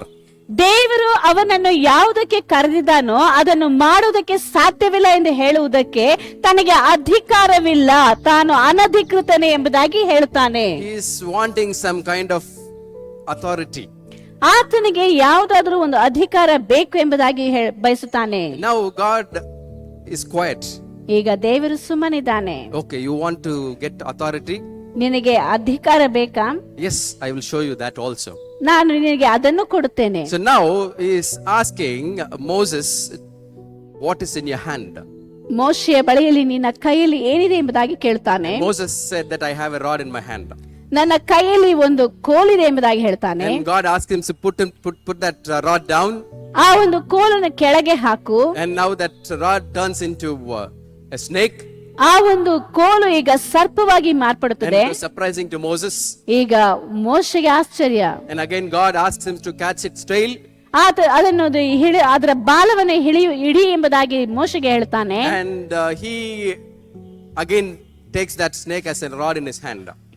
ಅದನ್ನು ಮತ್ತೆ ಆ ಒಂದು ಸರ್ಪವನ್ನು ಒಂದು ಕೋಲಾಗಿ ತನ್ನ ಕೈಯಲ್ಲಿ ತೆಗೆದುಕೊಳ್ತಾನೆ. And then he asks his hand to put inside his jacket and take it out. It became like an snow leprosy. ಆತನು ಮತ್ತೆ ಇನ್ನೊಂದು ಸೂಚಕ ಕಾರ್ಯವನ್ನು ಮಾಡ್ತಾನೆ ಎಂದು ಹೇಳುವುದಾದ್ರೆ, ಅವನ ಕೈಯನ್ನು ತೆಗೆದು ತನ್ನ ಕೈ ಚೀಲದಲ್ಲಿ ಹಾಕಿಕೋ ಎಂದು ಹೇಳ್ತಾನೆ. ಹಾಕುವಂತ ಸಮಯದಲ್ಲಿ ಅದು ಒಣಗಿ ಬತ್ತಿದ ಕೈಯಾಗಿ ಮಾರ್ಪಡುತ್ತದೆ. And he is giving all these signs and wonders for Moses to believe that God is there with him and he is authorized for this. ದೇವರು ಆತನ ಸಂಗಡ ಇದ್ದಾನೆ, ಅದು ಆತನು ಇದೆಲ್ಲವನ್ನು ಮಾಡುವುದಕ್ಕೆ ಅಧಿಕೃತನೇ ಎಂಬುದಾಗಿ ತೋರಿಸಿಕೊಳ್ಳುವುದಕ್ಕೆ ಆತನ ಮಧ್ಯದಲ್ಲಿ ಸೂಚಕ ಕಾರ್ಯಗಳನ್ನು, ಅದ್ಭುತ ಕಾರ್ಯಗಳನ್ನು ದೇವರು ಮಾಡುತ್ತಾನೆ. What would you do in that situation? ಆ ಒಂದು ಸಮಯದಲ್ಲಿ ನೀವೇನು ಮಾಡುವಿರಿ? Now you have a bag in your hand. ನಿಮ್ಮ ಕೈಯಲ್ಲಿ ಒಂದು ಚೀಲವಿದೆ, And I am asking you to put it in front. ಅದನ್ನು ಮುಂದೆ ಹಾಕಿ ಎಂದು ಹೇಳುವುದಾದ್ರೆ, And then take it back again. ಮತ್ತೆ ಅದನ್ನು ತೆಗೀರಿ. And you open the zip. ಅದನ್ನು zip ತೆರೆದ್ರೆ And you will find 50 lakhs inside that. ಅದರಲ್ಲಿ 50 ಲಕ್ಷ ನೀವು ನೋಡ್ತೀರಿ. Say for example you have that 50 lakhs in your bag. ನಿಮ್ಮ ಬ್ಯಾಗ್ ನಲ್ಲಿ 50 ಲಕ್ಷ ಇದೆ ಎಂಬುದಾಗಿ ತಿಳಿಯಿರಿ. Will you do whatever I say? ನಾನು ಏನ್ ಹೇಳ್ತೀನಿ ಅದನ್ನ ಮಾಡ್ತೀರಾ? பண்ணுவீங்களா பண்ண மாட்டீங்களா? Will you do or not? ನೀವು ಮಾಡ್ತೀರಾ ಇಲ್ವಾ? Because when I said, when you put it in front of you, you get 50 lakhs, you got it. ನಿಮ್ಮ ಮುಂದೆ ಹಾಕ್ರಿ ಬ್ಯಾಗ್ ಅಂತ ಹೇಳಿದ್ರೆ ಅದು ಹಾಕಿದ್ರೆ ನಿಮ್ಗೆ 50 ಲಕ್ಷ ಸಿಕ್ತು. How many of you will do the next thing that I am telling you? ನಂತರ ಹೇಳುವಂತದನ್ನ ನೀವು ಎಷ್ಟು ಜನ ಮಾಡ್ತೀರಾ? 50 ಲಕ್ಷ ಬಂದಿದೆ ಬ್ಯಾಗ್ ಅಲ್ಲಿ. That's all. So you can lift your hands, you don't worry. I won't give 50 lakhs now, but God will give you. You all will do. ನಾವೆಲ್ಲ ಮಾಡ್ತೀವಿ. But this Moses is again telling God, I have one more excuse. ಈಗ ಮೋಶೆ ದೇವರ ಬಳಿಯಲ್ಲಿ ಇನ್ನೊಂದು ನೆಪ ಹೇಳ್ತಾನೆ. God is showing powerful signs. ದೇವರು ಅದ್ಭುತವಾದಂತ ಸೂಚಕ ಕಾರ್ಯಗಳನ್ನು ತೋರಿಸುತ್ತಾನೆ. But Moses is not like, no, I'm not going to stop here. I'm going to give one more excuse. ಆದ್ರೆ ಮೋಶೆಯು ನಾನು ಇಲ್ಲಿಗೆ ನಿಲ್ಲಿಸುವುದಿಲ್ಲ, ಇನ್ನೂ ನೆಪಗಳನ್ನು ಹೇಳ್ತೇನೆ ಎಂಬುದಾಗಿ ಹೇಳ್ತಾನೆ. And God is like, this guy has some guts to talk to me like this. ದೇವರು ಈ ವ್ಯಕ್ತಿಗೆ ಇಷ್ಟೆಲ್ಲ ಮಾಡಿದ್ರೇನು ನನ್ನ ಮುಂದೆನೆ ಇಷ್ಟೊಂದು ಮಾತಾಡ್ತಾನಲ್ಲ. And now he's giving one more excuse. ಈಗ ಆತನು ಇನ್ನೊಂದು ನೆಪನ ಹೇಳ್ತಾನೆ. That is the fourth excuse he's giving. ನಾಲ್ಕನೇ ನೆಪ. It is in Exodus chapter 4 and verse 10. ವಿಮೋಚನೆ ಕಾಂಡ 4ನೇ ಅಧ್ಯಾಯ 10ನೇ ವಾಕ್ಯದಲ್ಲಿದೆ. He says that there is a physical problem for him. He cannot talk properly. ಆತನಿಗೆ ಒಂದು ದೇಹದಲ್ಲಿ ಒಂದು ವೈಫಲ್ಯತೆ ಉಂಟು. ಅದೇನೆಂದು ಹೇಳುವುದಾದ್ರೆ ವಾಕ್ಚಾತುರ್ಯವಿಲ್ಲದಂತವನು. He is talking to God and he is telling that I can't talk. ದೇವರೊಂದಿಗೆ ಮಾತಾಡ್ತಾನೆ, ಅವನು ಹೇಳುವಂತ ಮಾತು ನಾನು ವಾಕ್ಚಾತುರ್ಯ ಇಲ್ಲದಂತವನು. He is giving an excuse stating that I am physically not well to do what you are calling me to do. ಆತನು ದೇವರಿಗೆ ಹೇಳುವಂತ ಮಾತು, ನೀನು ಕರೆಯುತ್ತಿರುವಂತ ಈ ಒಂದು ಕೆಲಸವನ್ನು ಮಾಡುವುದಕ್ಕೆ ನನಗೆ ದೇಹದಲ್ಲಿ ವೈಫಲ್ಯತೆಗಳು ಉಂಟು. When I was reading this verse, ಈ ಒಂದು ವಾಕ್ಯವನ್ನು ಓದುವಂತ ಸಮಯದಲ್ಲಿ I felt like if I was in Moses' place, in first call itself I would have ran fall at the feet of God. ನಾನು ಒಂದು ವೇಳೆ ಮೋಶೆಯ ಒಂದು ಸ್ಥಳದಲ್ಲಿ ಇದ್ದಿರುವುದಾದ್ರೆ ದೇವರು ಕರೆದಂತ ಮೊದಲ ಬಾರಿಗೆ ಹೋಗಿ ಆತನ ಪಾದದಲ್ಲಿ ಬೀಳುತ್ತಾ ಇದ್ದೇನು. But this Moses was so stubborn, he is arguing with God and is giving all possible excuses. ಆದ್ರೆ ಮೋಶೆಯು ಎಷ್ಟು ಹಠಮಾರಿ ಎಂದು ಹೇಳುವುದಾದ್ರೆ ಆತನು ದೇವರಿಗೆ ಏನೆಲ್ಲ ಇದೆಯೋ ಎಲ್ಲಾ ಕಾರಣಗಳನ್ನು ನೆಪಗಳನ್ನು ಹೇಳುವುದನ್ನು ನಾವು ನೋಡ್ತೇವೆ. And God is not listening to even that. ದೇವರು ಅದನ್ನು ಕೇಳಿಸಿಕೊಳ್ಳೋದಿಲ್ಲ. Because God knows if you have a physical problem, he is there to heal you. ದೇವರು ನಿಮಗೆ ಯಾವುದೇ ವಿಧವಾದಂತ ದೈಹಿಕ ವೈಫಲ್ಯಗಳು ಇರುವುದಾದರೂ ಅದನ್ನು ಸ್ವಸ್ಥ ಮಾಡುವಂತವನು. And God is not worried about how challenged you are in physically. ನೀನು ದೇಹದಲ್ಲಿ ಯಾವ ರೀತಿಯಾಗಿ ಅಂಗವಿಕಲತೆ ನಿನಗಿದೆಯೋ ಅದನ್ನು ಕುರಿತಾಗಿ ದೇವರು ಚಿಂತೆ ಮಾಡೋದಿಲ್ಲ. Even if you don't have tongue, it doesn't matter to God. ನಿನಗೆ ಇಲ್ಲದೆ ಇರುವಾಗಲೂ ಹೇಳುವುದಾದರೂ ಅದನ್ನು ಕುರಿತಾಗಿ ದೇವರು ಚಿಂತಿಸುವುದಿಲ್ಲ. When God can use a donkey to talk, he will definitely be able to use us in any situation that we are in. ದೇವರು ಒಂದು ಕಥೆಯನ್ನು ಮಾತಾಡುವುದಕ್ಕೆ ಮಾಡುವುದಾದರೆ ನಾವು ಯಾವುದೇ ಸನ್ನಿವೇಶದಲ್ಲಿ ಇರುವಾಗಲೂ ನಮ್ಮನ್ನು ಸಹ ಆತನು ಉಪಯೋಗಿಸುವುದಕ್ಕೆ ಶಕ್ತನಾಗಿದ್ದಾನೆ. So our physical status does not matter to God when he calls you. ನಾವು ದೇವರು ನಮ್ಮನ್ನು ಕರೆಯುವಂತ ಸಮಯದಲ್ಲಿ ದೈಹಿಕವಾಗಿ ನಾವು ಹೇಗಿದ್ದೇವೋ ಅದರ ಬಗ್ಗೆ ಆತನು ಚಿಂತಿಸುವುದಿಲ್ಲ. God listens to Moses ದೇವರು ಮೋಶೆಯ ಮಾತನ್ನು ಕೇಳ್ತಾನೆ, and he again answers him. ಮತ್ತೆ ಅದಕ್ಕೆ ಉತ್ತರ ಕೊಡ್ತಾನೆ. I don't care if you don't talk. ನೀನು ಮಾತಾಡೋದಕ್ಕೆ ಬರೋದಿಲ್ಲ ಅಂತ ಹೇಳಿದ್ರೆ ಅದನ್ನ ಬಗ್ಗೆ ಚಿಂತೆ ಮಾಡೋದಿಲ್ಲ. When I can make a rod into snake, I will definitely be able to arrange an measure to make you speak. ನೀನು ಒಂದು ವೇಳೆ ನಾನು ಕೋಲನ್ನು ಈ ಸರ್ಪವಾಗಿ ಮಾರ್ಪಡಿಸುವುದಕ್ಕೆ ಶಕ್ತನೆ ಎಂದು ಹೇಳುವುದಾದ್ರೆ, ನಿನ್ನಿಂದ ಮಾತಾಡೋದಕ್ಕೆ ಆಗೋದಿಲ್ಲ ಎಂದು ಹೇಳುವುದಾದ್ರೆ ಅದನ್ನು ಸಹ ಆ ಒಂದು ಕಾರ್ಯಗಳನ್ನು ಮಾಡೋದಕ್ಕೆ ಸಾಧ್ಯ ಉಂಟು ಎಂಬುದಾಗಿ ದೇವರು Now ಹೇಳ್ತಾನೆ. the fourth excuse of Moses also is gone in vain. ಈಗ ನಾಲ್ಕನೇದಾಗಿ ಹೇಳಿದಂತ ಮಾತು ಸಹ ನೆಪವೂ ಸಹ ಅದು ವ್ಯರ್ಥವಾಯಿತು. God says, Moses says that I am unable to do anything because of my physical state. God rejected that also. ನಾನು ಈ ಒಂದು ಕೆಲಸವನ್ನು ದೈಹಿಕವಾಗಿ ಅಂಗವಿಕಲನಾಗಿರೋದ್ರಿಂದ ಇದನ್ನು ಮಾಡೋದಕ್ಕೆ ಆಗೋದಿಲ್ಲ ಎಂಬುದಾಗಿ ಮೋಶೆ ಹೇಳಿದ್ರು, ದೇವರು ಅದನ್ನು ತಿರಸ್ಕರಿಸುತ್ತಾನೆ. And now he is giving one more excuse. That is the fifth one. ಈಗ ಐದನೇದಾಗಿ ಆತನು ಕೊಡುವಂತ ಇನ್ನೊಂದು ನೆಪ, And this time ಈ ಬಾರಿ is little different. ಇದು ಬೇರೆ ರೀತಿಯಾಗಿದೆ. Now he is telling, I am not willing. ಇಲ್ಲಿ ನಂತರವಾಗಿ ಆತನು ಹೇಳುವಂತದ್ದು, ನಾನು ಇದನ್ನು ಮಾಡೋದಕ್ಕೆ ಇಷ್ಟ ಇಲ್ಲ. Mostly mostly the Christians fall under this category. ಅನೇಕ ಕ್ರೈಸ್ತರು ಈ ಒಂದು ಗುಂಪಿಗೆ ಸೇರಿದಂತವರಾಗಿರುತ್ತಾರೆ. So I am not willing to do anything for the kingdom of God. ದೇವರ ರಾಜ್ಯಕ್ಕಾಗಿ ನಾನು ಏನನ್ನು ಮಾಡುವುದಕ್ಕೆ ಇಷ್ಟವಿಲ್ಲ. All I want is badge of a Christian. ನಾನು ಯಾವಾಗಲೂ ಒಬ್ಬ ಕ್ರೈಸ್ತನಾಗಿದ್ದು, And I wanted to come to church, ನಾನು ಬರೀ ಸಭೆಗೆ ಬರಬೇಕು, attend the church, ಸಭೆಗೆ ಆಲಯಕ್ಕೆ ಬಂದು ಅದನ್ನು ಪಾಲ್ಗೊಳ್ಳಬೇಕು, listen to the songs, ಹಾಡುಗಳನ್ನು ಕೇಳಿಸ್ಕೋಬೇಕು, listen to the announcements, announcement ಅನ್ನು ಕೇಳಿಸ್ಕೋಬೇಕು, listen to the word of God, ದೇವರ ವಾಕ್ಯವನ್ನು get ಕೇಳಿಸ್ಕೋಬೇಕು, prayed from pastor, pastor ನನಗೋಸ್ಕರ ಪ್ರಾರ್ಥನೆ ಮಾಡಿಸ್ಬೇಕು, and drink coffee, ಕಾಫಿ ಕುಡಿಬೇಕು, then run off. ಆಮೇಲೆ ಇಲ್ಲಿಂದ ಹೋಗ್ಬೇಕು. Today we didn't have canteen also, so I didn't sell canteen. ಈ ದಿನದಲ್ಲಿ ಕ್ಯಾಂಟೀನ್ ಇವತ್ತಿರ್ಲಿಲ್ಲ, ಅದಕ್ಕೆ ನಾನು ಕ್ಯಾಂಟೀನ್ ಹೇಳಿಲ್ಲ. That's all mostly people wanted to do. ಇದೇ ರೀತಿಯಾಗಿ ಅನೇಕ ಕ್ರೈಸ್ತರು ಮಾಡಲು ಬಯಸುತ್ತಾರೆ. But we all believe that God has called us, ಆದ್ರೆ ನಾವೆಲ್ಲರೂ ದೇವರು ನನ್ನನ್ನು and ಕರೆದಿದ್ದಾನೆ, God has commanded us to get into the world and preach the gospel. ಈ ಒಂದು ಲೋಕಕ್ಕೆ ಹೋಗಿ ದೇವರ ಸ್ವಾರ್ಥೆಯನ್ನು ಸಾರಬೇಕೆಂಬುದಾಗಿ ದೇವರು ನನ್ನನ್ನು ಕರೆದಿದ್ದಾನೆ ಎಂಬುದಾಗಿ And ನಂಬುತ್ತೇವೆ. we all wanted to do that in our heart only, not physically. ಅದನ್ನೆಲ್ಲ ನಾವು ಮನಸ್ಸಿನಲ್ಲಿ ಮಾತ್ರ ಮಾಡಲು ಬಯಸುತ್ತೇವೆ ಹೊರತು ದೈಹಿಕವಾಗಿ ಬೇರೆಯವರೊಂದಿಗೆ ಹೋಗಿ ಹಂಚಿಕೊಳ್ಳುವುದಿಲ್ಲ. And if pastor or somebody else is forcing you on that, ಒಂದು ವೇಳೆ ಸಭೆಯ ಬೋಧಕರು ಇಲ್ಲ ಹಿರಿಯರು ಯಾರಾದ್ರೂ ನಿಮ್ಗೆ ಹೇಳುವುದಾದ್ರೆ, pastor ನನಗೆ ಇಷ್ಟ ಇಲ್ಲ pastor, I am not willing to do that. ನನ್ಗೆ ಇಷ್ಟ ಇಲ್ಲ ಪಾಸ್ಟರ್ ಎಂಬುದಾಗಿ ಡೈರೆಕ್ಟ್ ಆಗಿ ಹೇಳ್ಬಿಡ್ತಾರೆ. This is the last excuse Moses gave God. ಇದೇ ಕೊನೆಯದಾಗಿ ಮೋಶೆಯು ದೇವರಿಗೆ ಕೊಟ್ಟಂತ ನೆಪವಾಗಿದೆ. And now the scenario is different. ಈಗ ಇರುವಂತ ಸನ್ನಿವೇಶವೇ ಬೇರೆ. God listened to all the four excuses of Moses. ದೇವರು ಮೋಶೆ ಕೊಟ್ಟಂತ 4 ನೆಪಗಳನ್ನು ಕೇಳಿಸಿಕೊಂಡನು. And in this fifth excuse, it is mentioned in Bible that God got angry. ಈ ಐದನೇದಾಗಿ ಆತನು ಕೊಡುವಂತ ಈ ಒಂದು ನೆಪಕ್ಕೆ ದೇವರಿಗೆ ಕೋಪ ಬಂತು ಎಂಬುದಾಗಿ It ನೋಡುತ್ತೇವೆ. is in the verse 14, chapter 4 and verse 14. We will read that verse. 4ನೇ ಅಧ್ಯಾಯ 14ನೇ ವಾಕ್ಯದಲ್ಲಿ ಇದು ಬರೆಯಲ್ಪಟ್ಟಿದೆ. ಬೇರೊಬ್ಬನನ್ನು ನೇಮಿಸಬೇಕು ಎನ್ನಲು ಯೆಹೋವನು ಅವನ ಮೇಲೆ ಕೋಪಗೊಂಡು. Yes. And God's anger was kindled upon Moses. ಈಗ ದೇವರ ಕೋಪವು ಮೋಶೆಯ ಮೇಲೆ ಇಳಿಯುವುದನ್ನು ನೋಡುತ್ತೇವೆ. That is really, really dangerous for us to make God angry upon us. ದೇವರು ನಮ್ಮ ಮೇಲೆ ಕೋಪಿಸಿಕೊಳ್ಳುವಂತೆ ಮಾಡುವಂತದ್ದು ನಮಗೆ ಅದು ಕೆಟ್ಟದ್ದಾಗಿರುತ್ತದೆ. It is very dangerous. ಇದು ಬಹಳ ಅಪಾಯಕಾರಿ. You have to note this point. ಇದನ್ನು ನೀವು ಬರೆದಿಟ್ಟುಕೊಳ್ಳಬೇಕು. The excuses that you give God makes God angry at one point. ನೀವು ದೇವರಿಗೆ ನೆಪಗಳನ್ನು ಕೊಡುತ್ತಾ ಹೋಗುವುದಾದರೆ ಒಂದು ಹಂತದಲ್ಲಿ ಆತನಿಗೆ ನಾವು ಕೋಪವನ್ನು ಎಬ್ಬಿಸುವಂತವರಾಗಿರುತ್ತೇವೆ. God has given you life to worship Him and to do what God has called you to do.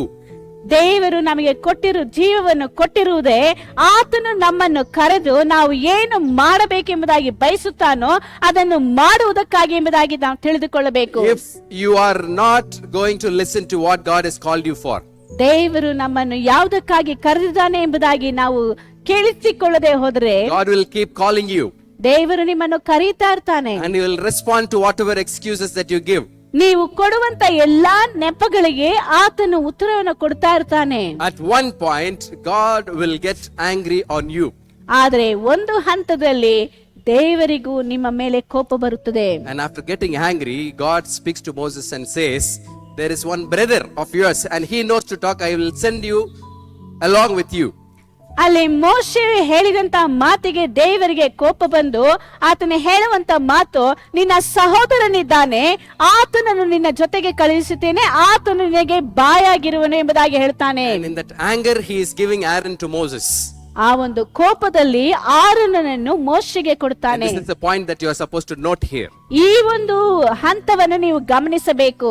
When you make God angry, ನೀವು ದೇವರಿಗೆ ಕೋಪ ಬರುವಂತೆ ಮಾಡುವುದಾದ್ರೆ, and when he gives you something at that time, ಆತನು ಕೆಲವು ಕಾರ್ಯಗಳನ್ನು ನಿಮಗೆ ಕೊಡುವಂತ ಸಮಯದಲ್ಲಿ that is going to keep causing you pain throughout your life. ಅದು ನಿಮ್ಮ ಜೀವಿತದ ಪೂರ್ತಿಯಾಗಿ ನಿಮಗೆ ನೋವನ್ನು ಉಂಟು And ಮಾಡುವಂತದ್ದಾಗಿರ್ತದೆ. that is what Aaron did.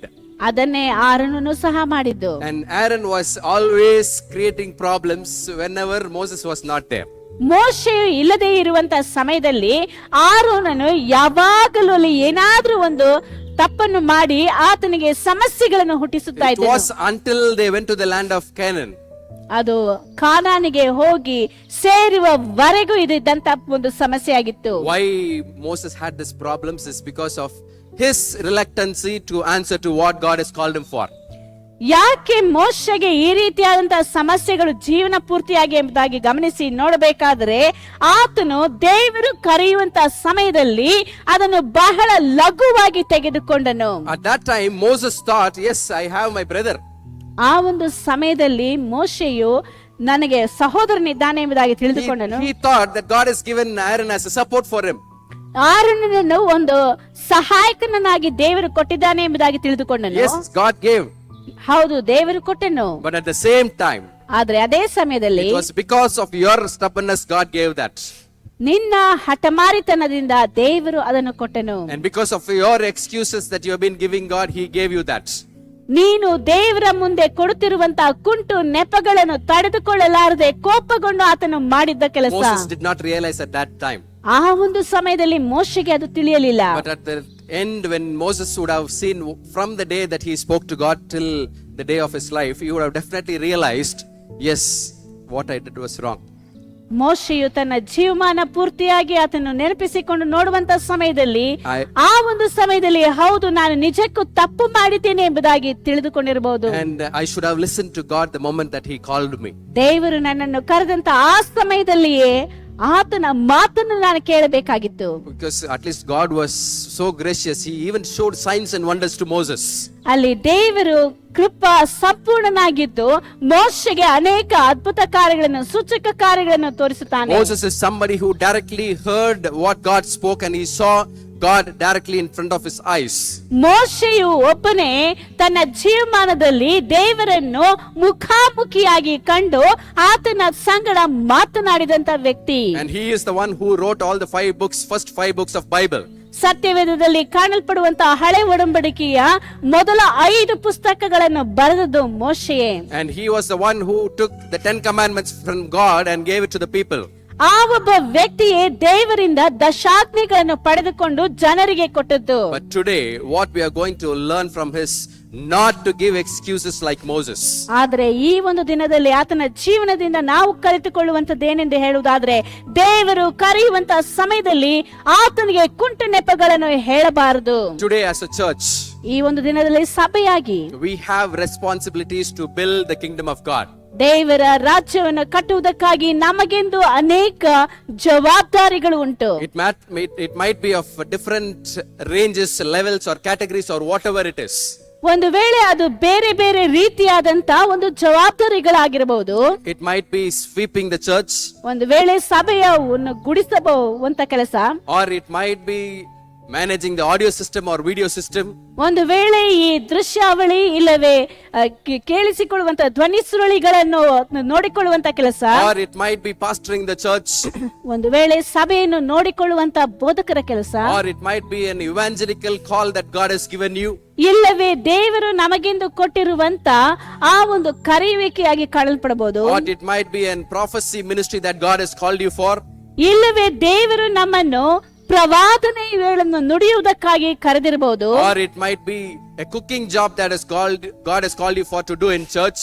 ಸಭೆಯಲ್ಲಿ ನಾವು ಅಲ್ಲಿ ಅಡಿಗೆ ಮಾಡಿ ಬೇರೆಯವರಿಗೆ ಕೊಡುವಂತ ಆ ಒಂದು ಕೆಲಸಕ್ಕಾಗಿ ಕರೆದಿರಬಹುದು. It doesn't matter. ಅದು ಯಾವುದು ಅದು ಚಿಂತೆ ಇಲ್ಲ. You are supposed to respond to what God has called you for. ದೇವರು ನಮ್ಮನ್ನು ಯಾವುದಕ್ಕಾಗಿ ಕರೆದಿದ್ದಾನೋ ಅದಕ್ಕೆ ನಾವು ಪ್ರತ್ಯುತ್ತರವಾಗಿ ಆತನ ಮುಂದೆ ನಿಲ್ಲಬೇಕು. You cannot give God excuse saying that I am unworthy. ದೇವರ ಮುಂದೆ ನಿಂತುಕೊಂಡು ದೇವರೇ ನಾನು ಅದಕ್ಕೆ ಯೋಗ್ಯನಲ್ಲ ಎಂಬುದಾಗಿ ಹೇಳುವಂತದ್ದಲ್ಲ. Because all are equal in front of eyes of God. ಯಾಕೆಂದರೆ ದೇವರ ದೃಷ್ಟಿಯಲ್ಲಿ ಎಲ್ಲರೂ ಸಮಾನರೇ. There is no caste, there is no age, there is no color. ಅಲ್ಲಿ ಯಾವುದೇ ವಿಧವಾದಂತ ಜಾತಿ, ಜನಾಂಗ, ವರ್ಗ, ಬಣ್ಣ ಯಾವುದೂ ಇಲ್ಲ. There is no capacity of business or your working or your money power or political influence. Nothing is there in front of God. ದೇವರ ಮುಂದೆ ನೀನು ಎಷ್ಟು ವಿದ್ಯೆಯನ್ನು ಮಾಡಿದ್ದಿ, ಯಾವ ಕೆಲಸದಲ್ಲಿದ್ದಿ, ಎಷ್ಟು ಸಂಪಾದನೆ ಮಾಡುತ್ತಿ, ಇದನ್ನು ಕುರಿತಾಗಿ ಆತನು ನೋಡುವುದಿಲ್ಲ. You have to know that you are worthy enough because God has chosen you.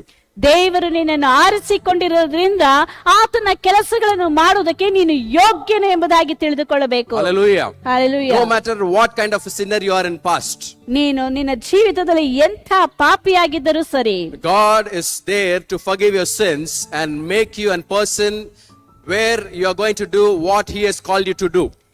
ದೇವರು ನಿನ್ನ ಪಾಪಗಳನ್ನು ಕ್ಷಮಿಸಿ ನಿನ್ನನ್ನು ಕರೆದಾತನು ಯಾವ ಕೆಲಸಗಳನ್ನು ಮಾಡುವುದಕ್ಕೆ ಕರೆದಿದ್ದಾನೋ ತೀರ್ಮಾನಿಸಿದ್ದಾನೋ ಅದನ್ನು ಮಾಡುವುದಕ್ಕಾಗಿ ನಿನ್ನನ್ನು ಆರಿಸಿಕೊಂಡಿದ್ದಾನೆ. And next thing is you cannot tell God that I don't know anything. ನಂತರ ದೇವರೇ ನನಗೇನು ಗೊತ್ತಿಲ್ಲ ಅಂತ ಹೇಳುವಂತದ್ದಿಲ್ಲ. Because God is the one who gave knowledge for everyone in this world. ಈ ಲೋಕದಲ್ಲಿ ಕಾಣಲ್ಪಡುವಂತ ಪ್ರತಿಯೊಬ್ಬರಿಗೂ ದೇವರೇ ಜ್ಞಾನವನ್ನು ಕೊಟ್ಟಿದ್ದಾನೆ. Without God, ದೇವರು ಇಲ್ಲದಂತೆ, if say, imagine when He was creating Adam, He Dev did not keep brain in our head. ದೇವರು ಆದಾಮನನ್ನು ಸೃಷ್ಟಿ ಮಾಡುವಾಗ ಆತನಿಗೆ ಮೆದುಳು ಇಟ್ಟಿಲ್ಲ ಎಂಬುದಾಗಿ ಹೇಳುವುದಾದರೆ Imagine how ಕಲ್ಪಿಸಿಕೊಂಡು it ನೋಡಿ. would be. You see, if we are sitting here without brain, how it will look. ನಾವೆಲ್ಲರೂ ಮೆದುಳು ಇಲ್ಲದಂತೆ ಇಲ್ಲಿ ಕೂತ್ಕೊಂಡಿದ್ರೆ ಹೇಗಿರ್ತದೆ ನೋಡಿ. We won't know anything. ನಮ್ಗೆ ಏನು ಗೊತ್ತಾಗೋದಿಲ್ಲ. But we tell God, I don't know anything. ಆದ್ರೆ ನಾವು ಹೇಳುವಂತದ್ದು, ದೇವ್ರು ನಮ್ಗೆ ಮೆದುಳು ಕೊಟ್ಟಿದ್ದಾಗ್ಲೂ ದೇವ್ರಿಗೆ ಹೇಳುವಂತದ್ದು, ದೇವ್ರಿಗೆ ನನಗೇನು ಗೊತ್ತಿಲ್ಲ. God has given you brains. ದೇವ್ರು ನಿಮಗೆ ಮೆದುಳನ್ನು ಕೊಟ್ಟಿದ್ದಾನೆ. God has put knowledge into that brain. ಆ ಒಂದು ಮೆದುಳಿನಲ್ಲಿ ಜ್ಞಾನವನ್ನು ಇಟ್ಟಿದ್ದಾನೆ. The only thing is we don't realize that there is knowledge inside that brain. ಆದ್ರೆ ನಮ್ಮ ಮೆದುಳಿನಲ್ಲಿ ಜ್ಞಾನವಿದೆ ಎಂಬುದಾಗಿ ನಾವು ತಿಳಿದುಕೊಳ್ಳುವುದಿಲ್ಲ. That's why we tell God, I don't know anything. ಆದ್ರಿಂದ ನಾವು ದೇವರಿಗೆ ಹೇಳುವಂತದ್ದು, ದೇವರೇ ನನಗೇನು ಗೊತ್ತಿಲ್ಲ. If you see Moses ಮೋಶೆಯನ್ನು ನೋಡುವಾಗ, Moses wrote 5 books of Bible. ಮೋಶೆಯು ಸತ್ಯವೇದದ 5 ಪುಸ್ತಕಗಳನ್ನು ಬರೆದನು. How did Moses know about Adam and Eve?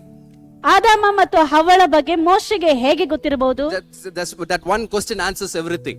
ಆ ಒಂದು ಪ್ರಶ್ನೆಯು ಎಲ್ಲಕ್ಕೂ ಉತ್ತರವಾಗಿರುತ್ತದೆ. Because God Himself has given that knowledge to Moses about the creation of this world and the creation of the man.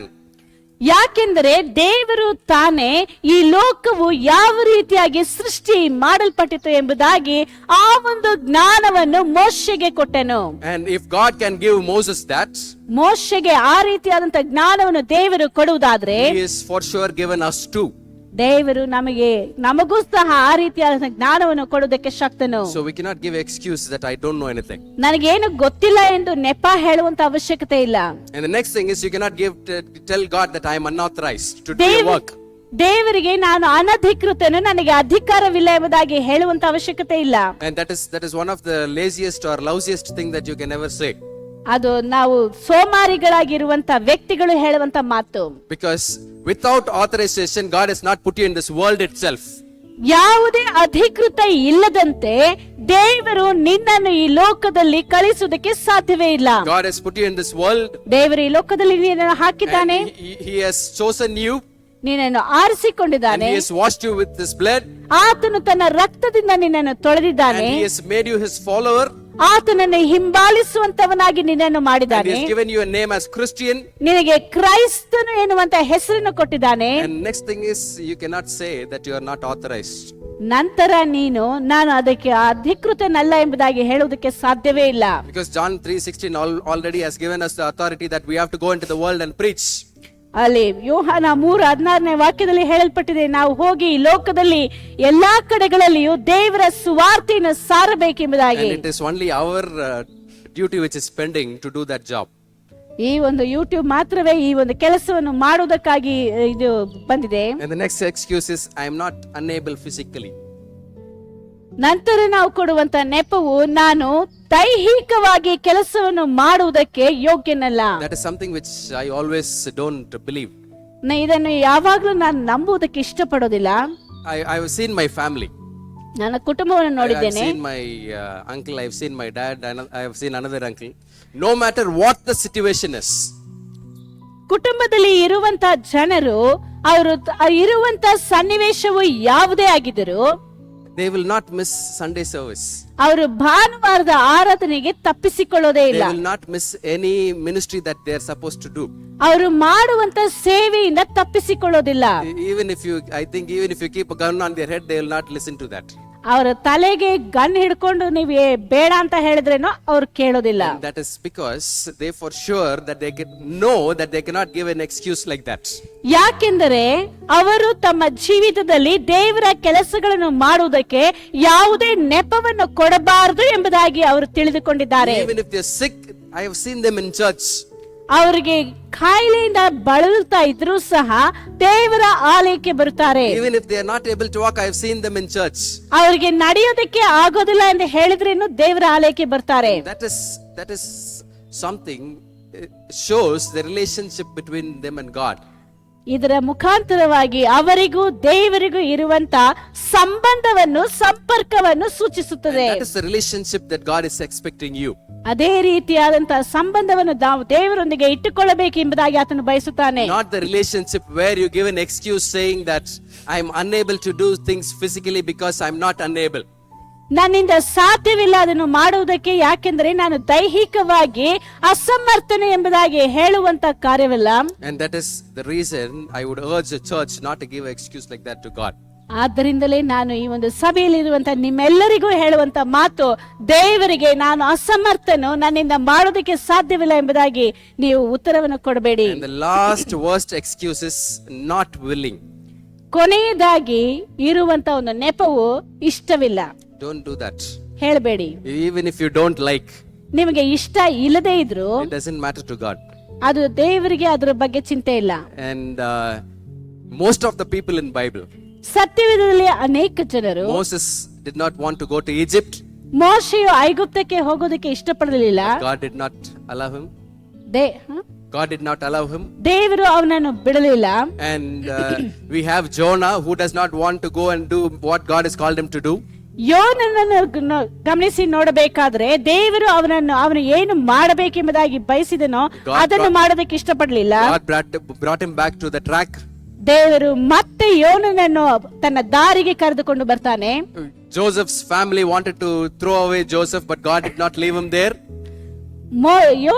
ಯೋಸೇಫನ ಜೀವಿತವನ್ನು ಗಮನಿಸಿ ನೋಡಬೇಕಾದ್ರೆ ಸಹೋದರರು ಆತನನ್ನು ಕೊಂದು ಹಾಕಬೇಕೆಂಬುದಾಗಿ ಮಾಡಿದ್ರು, ಆದ್ರೂ ಸಹ ದೇವರು ಆತನನ್ನು ಬಿಡಲಿಲ್ಲ. Jacob also did not want to do what God wanted to do, but God did not leave him. ಯಾಕೋಬನು ಸಹ ದೇವರು ಏನು ಮಾಡಬೇಕೆಂಬುದಾಗಿ ಬಯಸಿದನೋ ಅದನ್ನು ಮಾಡುವುದಕ್ಕೆ ಇಷ್ಟವಿಲ್ಲದೆ ಇದ್ದಾಗ್ಯೂ ಸಹ ಆತನನ್ನು ದೇವರು ಬಿಡಲಿಲ್ಲ. David does not want to do what God wanted to do, but God did not leave him. ದಾವೀದನು ಸಹ ದೇವರು ಏನು ಮಾಡಬೇಕೆಂಬುದಾಗಿ ಬಯಸಿದನೋ ಅದನ್ನು ಮಾಡುವುದಕ್ಕೆ ಇಷ್ಟವಿರಲಿಲ್ಲ, ಆದರೂ ಸಹ ದೇವರು ದಾವೀದನನ್ನು ಬಿಡಲಿಲ್ಲ. Apostle Paul wanted to do something else, but God did not leave him. ಪೌಲನು ಸಹ ಬೇರೆ ಏನೋ ಮಾಡಬೇಕೆಂಬುದಾಗಿ ಬಯಸಿದನೋ ದೇವರು ಅವನನ್ನು ಬಿಡಲಿಲ್ಲ. Peter wanted to fish, but God did not leave Peter to go to fish, but he made him to fish the men. ಪೇತ್ರನು ಮೀನುಗಳನ್ನು ಹಿಡಿಯುವಂತ ಬೆಸ್ತನಾಗಿ ಮಾತ್ರವೇ ಇರಬೇಕೆಂಬುದಾಗಿ ಬಯಸಿದನು. ಆದರೆ ದೇವರು ಪೇತ್ರನನ್ನು ಬಿಡದೆ ಹಿಡಿದುಕೊಂಡು ಮನುಷ್ಯರನ್ನು ಹಿಡಿಯುವಂತ ಬೆಸ್ತನನ್ನಾಗಿ ಮಾಡಿದನು. And it is the same formula applies for you and me. ಈ ಎಲ್ಲಾ ಕಾರ್ಯಗಳು ನಿನಗೂ ನನಗೂ ಇರುವಂತದ್ದಾಗಿ ಕಾಣಲ್ಪಡುತ್ತದೆ. God is there right next to you asking you to do his job. ದೇವರು ಹೇಳುವಂತ ಸಮಯದಲ್ಲಿ ಕೆಲಸಗಳನ್ನು ಮಾಡು ಎಂದು ಹೇಳುವಾಗ He is calling you. ನಿನ್ನನ್ನು ಕರೆಯುತ್ತಾ ಇದ್ದಾನೆ. What is the answer from your mouth? ನಿನ್ನನ್ನು ದೇವರು ಕರೆಯುವಂತ ಸಮಯದಲ್ಲಿ ನಿನ್ನ ಬಾಯಿಂದ ಹೊರಡುವಂತ ಮಾತು ಏನು? Are you going to give excuse like Moses? ಮೋಶೆಯ ರೀತಿಯಲ್ಲಿ ನೆಪಗಳನ್ನು ಹೇಳ್ತಾ ಇರ್ತೇವಾ? Or are you going to answer his call and say, yes, God, use me? ಇಲ್ಲವೇ ದೇವರೇ ನಿನ್ನ ಮಾತಿಗೆ ವಿಧೇಯನಾಗುತ್ತೇನೆ, ನನ್ನನ್ನು ಉಪಯೋಗಿಸಿ ಎಂಬುದಾಗಿ ಹೇಳ್ತೇವಾ? I would rather choose to fall at the feet of God and ask God to use me than give excuses like Moses. ಮೋಶೆಯ ರೀತಿಯಲ್ಲಿ ನಾನು ಕುಂಟು ನೆಪಗಳನ್ನು ಹೇಳುವುದಕ್ಕೆ ಬದಲಾಗಿ ದೇವರ ಪಾದದಲ್ಲಿ ಬಿದ್ದು ದೇವರೇ ನನ್ನನ್ನು ಉಪಯೋಗಿಸಿ ಎಂಬುದಾಗಿ ನನ್ನನ್ನು ಒಪ್ಪಿಸಿಕೊಡುವುದಕ್ಕೆ ಮುಂದೆ ಬರುವೆನು. The choice is ours. ಆ ಒಂದು ಅವಕಾಶವು ನಮ್ಮದಾಗಿದೆ. What choice are you going to choose? ನೀನು ಯಾವುದನ್ನು ಆರಿಸಿಕೊಳ್ಳುತ್ತೀಯೋ ಅದು ನಿನ್ನ ಕೈಯಲ್ಲಿದೆ. And don't delay like how Moses did. ಮೋಶೆಯು ತಡ ಮಾಡಿದ ರೀತಿಯಲ್ಲಿ ನೀವು ತಡ ಮಾಡಬೇಡಿ. And just because of the last excuse that he gave, he got Aaron, who was a pain in his life. ಕೊನೆಯದಾಗಿ ಆತನು ಕೊಟ್ಟಂತ ಆ ಒಂದು ನೆಪದಿಂದ ಅವನ ಜೀವಮಾನ ಪೂರ್ತಿಯಾಗಿ ಸಮಸ್ಯೆಗಳನ್ನು ಅನುಭವಿಸುವಂತ ರೀತಿಯಲ್ಲಿ ಆರೋನನು ಅವನಿಗೆ ಕೊಡಲ್ಪಟ್ಟನು. Even we also will get like that. ನಮಗೂ ಸಹ ಆ ರೀತಿಯಾಗಿ ಕೊಡಲ್ಪಡುತ್ತದೆ. But when you listen to God and accept his call at the first call, ದೇವರು ಕರೆಯುವಂತ ಸಮಯದಲ್ಲಿ ಮೊದಲನೇದಾಗಿಯೇ ಆತನ ಮಾತಿಗೆ ವಿಧೇಯರಾಗಿ ಆತನಿಗೆ ನಮ್ಮನ್ನು ಒಪ್ಪಿಸಿಕೊಡುವಾಗ your life will be different. Your life will be different. ನಿಮ್ಮ ಜೀವಿತವು ಬದಲಾಗುತ್ತದೆ. God will be there with you. ದೇವರು ನಿನ್ನ ಸಂಗಡ ಇರುತ್ತಾನೆ. He will guide every way that you walk in. ನೀವು ನಡೆಯುವಂತ ಪ್ರತಿಯೊಂದು ಮಾರ್ಗದಲ್ಲಿಯೂ ಆತನು ನಿಮ್ಮನ್ನು ನಡೆಸುತ್ತಾನೆ. You will be filled with his knowledge. ನಿನ್ನನ್ನು ಜ್ಞಾನದಿಂದ ತುಂಬಿಸುವಾತನು. You will be filled with his protection. ಆತನು ನಿನ್ನನ್ನು ಸುರಕ್ಷತೆಯಾಗಿ ನಡೆಸುತ್ತಾನೆ. You will be filled with his authority. ಆತನ ಅಧಿಕಾರದಿಂದ ತುಂಬಿದವನಾಗಿ ಕಾಣಲ್ಪಡ್ತಿ. You will be guided by his angels wherever you go. ನೀನು ಹೋಗುವಂತ ಎಲ್ಲಾ ಸ್ಥಳಗಳಲ್ಲಿಯೂ ಆತನು ತನ್ನ ದೂತರ ದಂಡಿಳಿಸಿ ನಿನ್ನನ್ನು ಕಾಯುತ್ತಾನೆ. And that is how you will be always with God. ನೀನು ದೇವರ ಸಂಗಡ ಇರುವಂತ ಸಮಯದಲ್ಲಿ ಈ ರೀತಿಯಾಗಿಲ್ಲ, ನಿನ್ನ ಸಂಗಡ ಇದ್ದು ನಿನ್ನನ್ನು ಕಾಪಾಡುವ ಆತನಾಗಿದ್ದಾನೆ. No one in this world can give a guarantee like that. ಈ ಲೋಕದಲ್ಲಿ ಯಾರೂ ಸಹ ಈ ರೀತಿಯಾದಂತ ಸುರಕ್ಷತೆಯನ್ನು ನಮಗೆ ಕೊಡುವುದಕ್ಕೆ ಸಾಧ್ಯವಿಲ್ಲ. But God can give you that. ಆದ್ರೆ ದೇವರು ನಿಮಗೆ ಕೊಡುವುದಕ್ಕೆ ಸಾಧ್ಯ ಉಂಟು. That happens only when you answer to God's call when he calls you. ಇದೆಲ್ಲವೂ ದೇವರು ನಮ್ಮನ್ನು ಕರೆಯುವಂತ ಸಮಯದಲ್ಲಿ, ಆತನ ಕರೆಯುವಿಕೆಗೆ ವಿಧೇಯರಾಗುವಂತ ಸಮಯದಲ್ಲಿ ಎಲ್ಲಾ ಕಾರ್ಯಗಳು ನಮಗೆ ನಡೆಯುತ್ತದೆ. I wanted to close this sermon now. ಈ ಒಂದು ಸಂದೇಶವನ್ನು ಮುಗಿಸಲು ಬಯಸುತ್ತೇನೆ. And I would leave this question with you. ಈ ಒಂದು ಪ್ರಶ್ನೆಯನ್ನು ನಿಮ್ಮ ಮುಂದೆ ಇಡುತ್ತೇನೆ. What will be your answer ಇದಕ್ಕೆ ನಿಮ್ಮ ಉತ್ತರವೇನು? when God calls you? ದೇವರು ನಿಮ್ಮನ್ನು ಕರೆಯುವಾಗ You go to your home, you kneel down and you pray and ask God. ನೀವು ಮನೆಗೆ ಹೋಗಿ ಮೊಣಕಾಲೂರಿ ದೇವರ ಬಳಿಯಲ್ಲಿ ಕೇಳಿರಿ. What is the call that you have given me in your life? ದೇವರೇ ನನ್ನ ಜೀವಿತದಲ್ಲಿ ಯಾವ ಕರೆಯುವಿಕೆಯನ್ನು ನೀನು ಕೊಟ್ಟಿದ್ದಿ? Even if you don't know, you ask God, God will show you. ನಿಮಗೆ ಗೊತ್ತಿಲ್ಲದಿದೆ ಇದ್ರೂ ಸಹ ದೇವರನ್ನು ಕೇಳುವಂತ ಸಮಯದಲ್ಲಿ ಆತನು ಉತ್ತರ ಕೊಡ್ತಾನೆ. When God shows you your call, ದೇವರು ನಿನ್ನ ಒಂದು ಕರೆಯುವಿಕೆಯನ್ನು ತೋರಿಸುವಾಗ respond to it. ಅದಕ್ಕೆ ನೀನು ಕ್ರಿಯೆ ತೋರಿಸು. Answer God with a yes and not an excuse. ದೇವರಿಗೆ ಕರೆಯುವಂತ ಸಮಯದಲ್ಲಿ ಹೌದು ದೇವರೇ ಇದ್ದೇನೆ ಎಂಬುದಾಗಿ ಉತ್ತರ ಕೊಡು ಹೊರತು ಅದಕ್ಕೆ ಅನೇಕ ನೆಪಗಳನ್ನು ಹೇಳ್ತಾ ಇರಬೇಡ. Moses was a mighty man of God. ಇಲ್ಲಿ ಮೋಶೆಯು ದೇವರ ಹಸ್ತದಲ್ಲಿ ಒಬ್ಬ ಬಲಿಷ್ಠನಾದಂತ ವ್ಯಕ್ತಿಯಾಗಿದ್ದನು. When he gave excuses to God, he had to face the anger of God. ಆತನು ದೇವರಿಗೆ ನೆಪಗಳನ್ನು ಹೇಳುವಂತ ಸಮಯದಲ್ಲಿ ಆತನ ಕೋಪಕ್ಕೆ ಗುರಿಯಾದನು. We are not even close to Moses. ನಾವು ಮೋಶೆಯ ಆತನ ಹತ್ತಿರಕ್ಕೆ ಇರುವಂತ ವ್ಯಕ್ತಿಗಳು ಅಲ್ಲ. But God sees you as equal as Moses, whoever is present here today.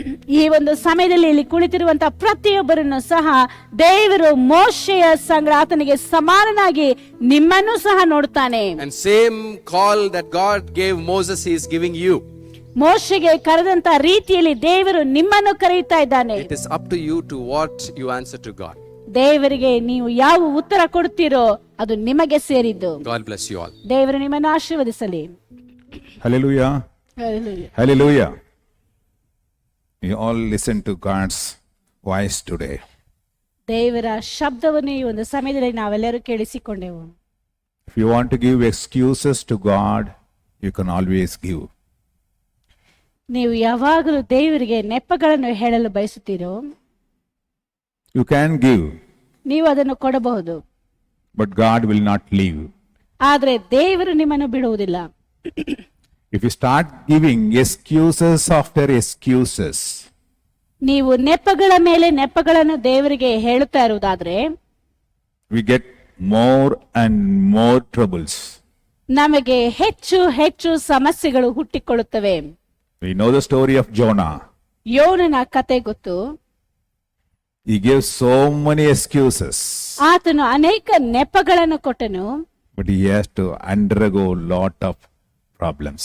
ಆತನು ತನ್ನ ಜೀವಿತದಲ್ಲಿ ಅನೇಕ ಸಮಸ್ಯೆಗಳನ್ನು ಎದುರಿಸಬೇಕಾಯಿತು. Even if you run away, ನೀವು ಓಡಿ ಹೋದ್ರೂ ಸರಿ, but God will bring you back. ದೇವರು ನಿನ್ನನ್ನು ಕರೆದುಕೊಂಡು ಬರ್ತಾನೆ. Hallelujah. Hallelujah. It's better to surrender in the beginning itself. ಆದ್ದರಿಂದ ದೇವರು ಕರೆಯುವಂತ ಸಮಯದಲ್ಲಿ ಮೊದಲೇ ಆತನಿಗೆ ನಮ್ಮನ್ನು ಒಪ್ಪಿಸಿಕೊಡುವುದು ಒಳ್ಳೆಯದು. ಯಾಕೆ ಏಟು ತಿಂದದ ಮೇಲೆ ಬರಬೇಕು ಅಲ್ವಾ? ಓದೆ ಏಟು ಬಿದ್ದ ಮೇಲೆ ಬರ್ತೀನಿ. Why you want to get hurt then you come. ಯಾಕೆ ಆ ನೋವನ್ನು ಅನುಭವಿಸಿ ನಂತರ ದೇವರ ಬಳಿಗೆ ಬರಬೇಕು? Let's come and receive the blessing in the beginning itself. ಪ್ರಾರಂಭದಲ್ಲಿಯೇ ಬಂದು ದೇವರ ಆಶೀರ್ವಾದವನ್ನು ಪಡೆದುಕೊಳ್ಳಬೇಕು. Hallelujah. Hallelujah. Hallelujah. Hallelujah. ಕರನ್ನು ಮುಚ್ಚಿ ಪ್ರಾರ್ಥನೆ ಮಾಡೋಣ. యేసయ్యా ಮಕ್ಕೆ ಸ್ತೋತ್ರಂ. ಎಲ್ಲಾ ಸ್ತೋತ್ರಕ್ಕೂ ತುದಿಕ್ಕೂ ಘನಕ್ಕೂ ಮಹಿಮೆಕ್ಕೂ ನೀನೇ ಯೋಗ್ಯನು. ಈ ಸಮಯದಲ್ಲಿ ಸ್ವಾಮಿ ನಾವೆಲ್ಲ ಒಂದಾಗಿ ಬಂದು ನಿಮ್ಮ ಸಮ್ಮುಖದಲ್ಲಿ ನಾವು ಮಾತನ್ನು ಕೇಳಕ್ಕೆ ದೇವರೇ ನೀವು ಕೊಟ್ಟ ಸ್ವಾಮಿ ಅವನು ಕೇಳಕ್ಕೆ ದೇವರಿಗೆ ಕೊಟ್ಟ ಕೃಪೆಗೋಸ್ಕರ ನಮಗೆ ಸ್ತೋತ್ರ ರಾಜ. ಹೌದು ರಾಜ, ನಮ್ಮ ಜೀವಿತದಲ್ಲಿ ಎಷ್ಟೋ ಎಕ್ಸ್ಕ್ಯೂಸಸ್ ದೇವರೇ ನಮಗೆ ಹೇಳ್ತಾ ಇದ್ದೀವಿ. ಆದರೂ ಇವತ್ತು ಸ್ವಾಮಿ ನನ್ನ ಜೊತೆ ಮಾತಾಡಿದಕ್ಕೋಸ್ಕರ ನಮಗೆ ಸ್ತೋತ್ರ ರಾಜ. ನಾವು ಎಷ್ಟು ದೇವರೇ ಎಕ್ಸ್ಕ್ಯೂಸಸ್ ಹೇಳಿದ್ರು ಕೂಡ ನೀವು ಒಪ್ಕೊಳ್ಳೋದೇ ಇಲ್ಲ ರಾಜ.